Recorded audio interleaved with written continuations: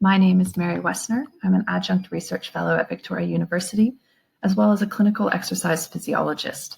Today's session will focus on an aerobic exercise snack. So first, I'll talk you through the concept of exercise snacking, and then we'll actually get into doing a little bit of exercise together at the end of the session.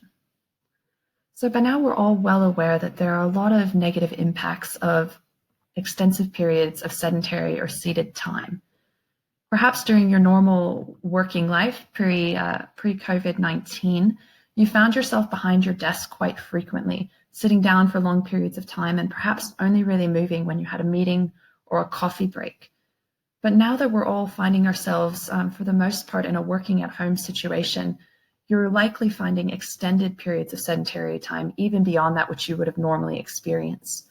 There are a myriad of negative impacts of this sedentary time, both on the cardiovascular system and the musculoskeletal system. But you also might be finding that you're having negative impacts to your sleeping patterns, perhaps going to bed a little bit more exhausted or finding it hard to fall asleep, or even waking up already a bit tired and worn down. We also know that there are a lot of negative impacts to your mental health, such as increased periods of anxiety or even bouts of depression. And while these things can be very trying and difficult, there are things that we can do to try and help manage that. And one of the things that we know that can impact all of these various factors is exercise. So the concept of exercise snacking is not a new one, but I think it's especially potent right now during this pandemic period, where we're all finding ourselves working from home and kind of staying in the same spaces for longer periods of time.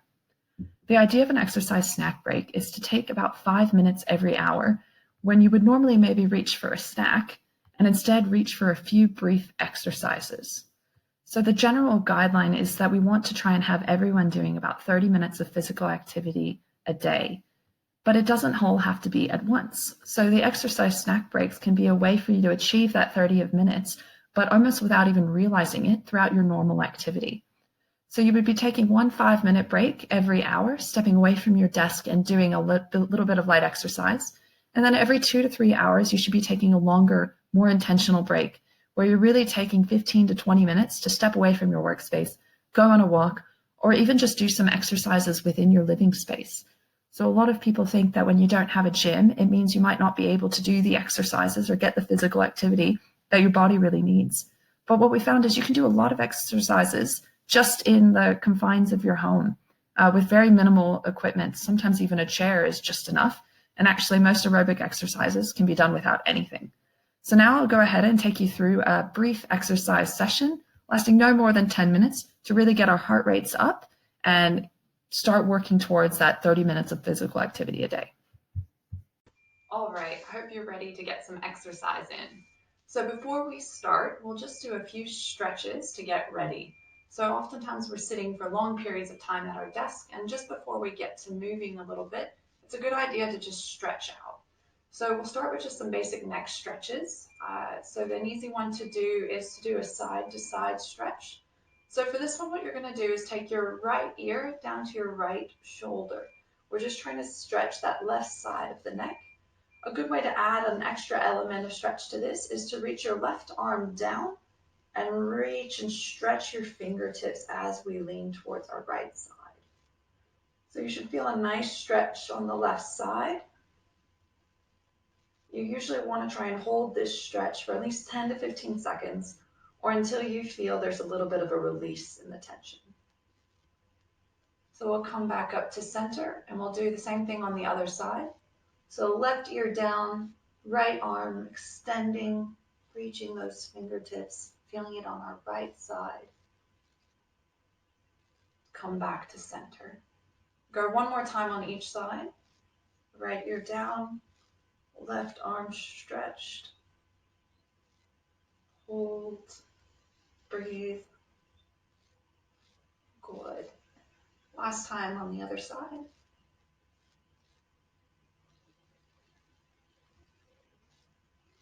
Perfect. All right, so next we'll do a couple of bigger stretches here. So for this one, you'll just want to go to the edge of your seat, and then you'll take your hands, interlock your fingers, and push your palms away. And what I want you to do as you're pushing your palms away is kind of roll your shoulders forward and lean forward without bending. So we're just kind of stretching our upper back and our shoulders here. I'm not leaning all the way forward, just rounding them a bit, reaching and pressing. Good, just relax that down. Maybe do a couple of shoulder rolls back. This next one is the same thing, so stay to the front of your chair. Reach back behind your chair. If it's too far, then obviously scoot back a little bit more. What I want you to do is press into your hands and open up your chest. So we're squeezing together our shoulder blades, which is allowing our chest to open up a little bit more. Reaching forward. Good. One more time for each. So interlock the fingers and press forward, rounding the shoulders. And then one last time with the chest as well.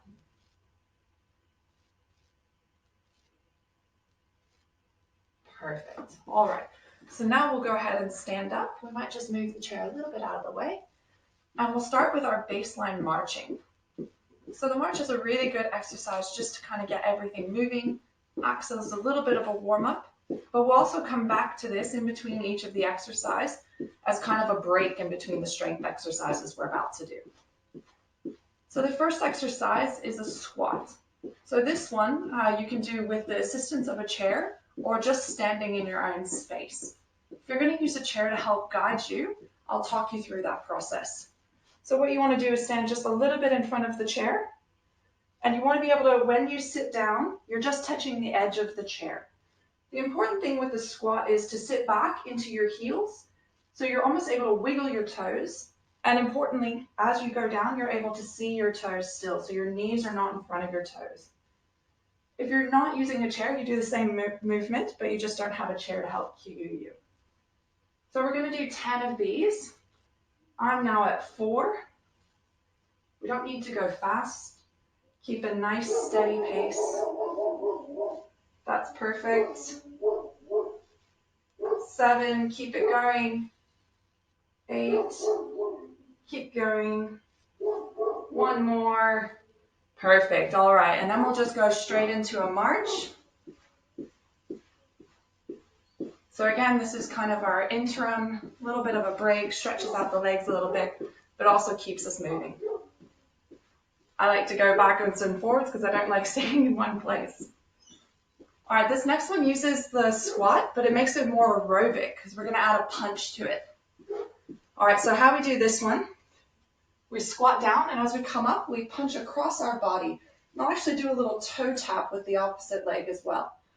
All right, so squat, punch left, squat, punch with the right. So we're going across the body, just punching. When we're squatting, make sure you're still squatting with good form. Don't let your knees come over your toes. We're aiming for about 20 of these. I'll say I'm at 8. We'll go from there. That's 10. The faster you go, the harder it is. 14, good work. Good work. We've got 2 more here. Perfect. Back to our march. So that one, if you get going at a pretty good speed, should get your heart rate up. And that's exactly what we want. So just take a second here. Relax back into your march. If you feel your heart rate's going up a little too high, you can kind of just slow down your pace. The next one we're going to do is a lunge. So this is a really good exercise and one that you can easily modify to make it harder or easier. So an easy way to start with the lunge is take your right foot forward. You want to go a little farther than you would in your normal step. All right, and then we're just going to go down, left knee touching, almost touching the ground, not quite. Right knee staying straight, and we can still see our toes. And then we just press back up. Easier version is staying in this one place. If you want to make it harder, each time, step forward again. All right, otherwise, just stay here. Right leg forward, and let's do 10.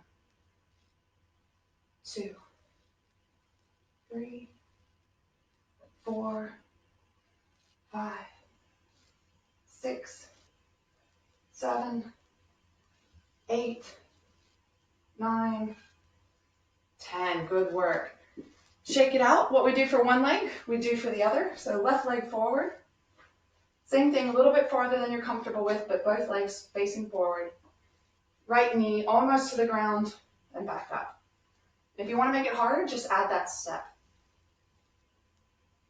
That's 4, going for 10.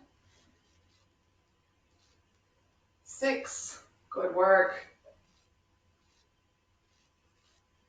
8. And that's 10. Back to our march. All right, so that takes you through a few exercises that you can do at home, a few stretches, and then a few full body activities that can really get you a good workout in a short amount of time. As you go through this, you might find that you do things a bit faster. And as you do, just add the exercises back in as a cycle. So you can do them all once, or if you get through them quite quickly, do them twice. Remember, the goal is to try and get at least one of these 10 to 15 minute workouts in every 2 to 3 hours. Thanks so much for joining me.